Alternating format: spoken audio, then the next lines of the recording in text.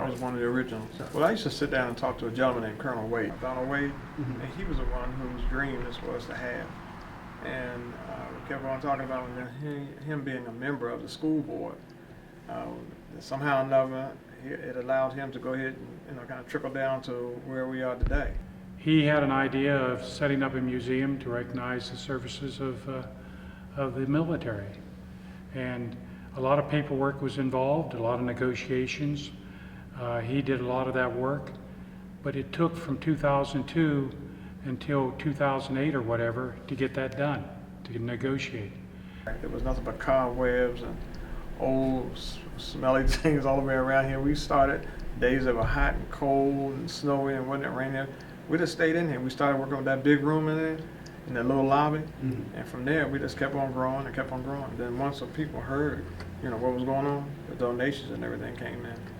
Once that one room, that very entrance, and the entrance where you go into the museum, that was the museum when we first started. That was the first thing that was done. It was the first place to go, and that was the first place that the public could come. So when we had an event in August, a little over 5 years ago, that event, was the first time that I think most of them believed that something was actually going to take place. People take for granted every day what we have today. It was just, handed down to them, but it was sacrifice from a lot of people. Put their lives, beginning in the Revolutionary War with the founding fathers, they could have just sat back and lived comfortably. Most of them were wealthy men to begin with, but for them to put they would have hung if we had not prevailed. But if people really study it and see how things really were, and the reasons for people doing it, and you got to use not today's 21st century reasoning and thinking, how people thought back then and how people lived, and that's why they thought that way, and the reasoning for doing things.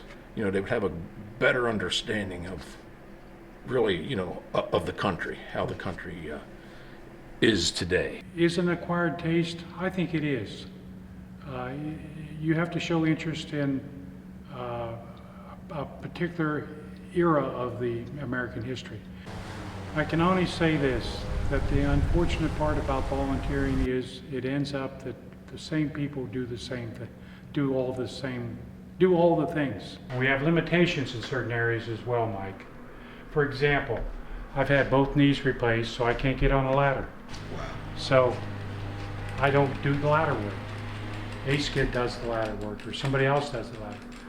On the other hand, I have two good shoulders, so whenever we need somebody to hold something, I hold them up, and Ace doesn't. And that's how we get through it. We would like to have more traffic, obviously, than what we have.